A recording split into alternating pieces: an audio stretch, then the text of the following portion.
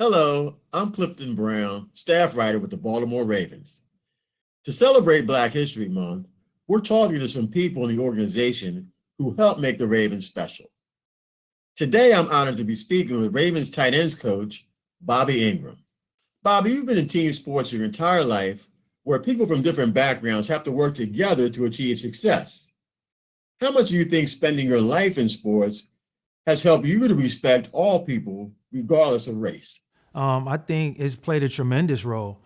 First and foremost, it started in my home with my mom and my dad. And growing up, in Camden, South Carolina, in the deep South, them just setting my perspective of what it meant to deal with different types of people. Sports is a microcosm of our society. And it really helped me get to know people that I might not have spent as much time with growing up or around. And you just see like people have the same values that you have. They work hard, they care about their families, and you get to know different things about different cultures. So I think it's helped me tremendously, especially when I went from down south to Penn State. All of those locker rooms, all of those various peoples that I had a chance to interact with, I tried to learn something from them, and I do think it made me, a better person. Now, you mentioned your hometown of Camden, South Carolina, and Larry Doby, the first black baseball player in the American League, was also from Camden, South Carolina. Did Mr. Doby have any influence on you as a child, hearing about a black man from your hometown who could rise to the top of his sport? I knew some of his family, Robert Doby and some of those, and I heard about it, but I really didn't appreciate it until I got a little bit older. But it certainly inspired me to know that somebody that grew up in my hometown, who was basically right behind Jackie Robinson. Jackie was in the NL, and Larry went into the AL, and it was an amazing thing to know that you kind of grew up in the same area, and it was a big deal because baseball in my hometown in the state of South Carolina is a big deal. Football also, but in my hometown, that's the only thing that my father ever coached me in was baseball, and he coached men's leagues baseball, and he coached me in baseball from Dixie Youth all the way going up to high school. So baseball was a huge part of our lives, what it did for me is it allowed me to really understand, like, hey, if you work hard and you're talented enough, anything is possible. Are there any other figures in Black history, sports figures or non sports figures, who have been particularly inspiring to you? And if so, why? Yeah, absolutely. I think obviously we have the pillars that are nationally known and world known. That Dr. Martin Luther King, Rosa Parks. For me, Malcolm X. Although him and Dr. King were very different, their message was the same. And they just wanted equality and change. So I think those are people that we celebrate on a year in and year out basis. But more locally, just hearing about entertainers like James Brown. I remember hearing about James Brown. I thought that was a big deal that he grew up in South Carolina once I learned that. And the last one that really comes to mind would be Ron McNair. Ron was one of the members on the space shuttle Challenger.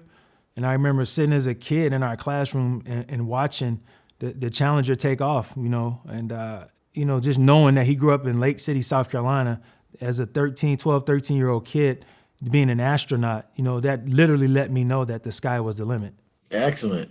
Now, as a player, as a coach, and as a father, it seems like people are always talking about you, Bobby Engram, as a role model. I've read stories from your playing days, teammates talking about, hey, Bobby's our leader. He's the glue of the offense, the guy in the wide receiver room. Do you like being a role model? And how important is it for youth to see Black men who are positive role models? I just think it's who I am. And if that's how people label me, then that's a good thing. I think first, again, it starts in your home. What I saw modeled in my home with my father, and what I do model for my kids, my four kids. And really a role model is like doing the right thing, treating people the right way. And it's something that, I hope to see in my boys, and I already see in my boys right now. This year, the last 8 or 9 months has really been traumatic and historic for this country. We've seen riots and protesting. We've seen, some police brutality. We've seen athletes speaking out, and we've seen and heard more conversations about race than we ever had before. As we close Black History Month and move on in 2021, are you encouraged about the dialogue that we're hearing and encouraged about where we're headed moving forward? Yes, I am encouraged. Obviously we all know that there's still a lot of work to be done. But one of the things that really encouraged me is when, George Floyd happened, the dialogue that we had as an organization, specifically with the players, the coaches, Ozzie, Eric, John, everybody came down.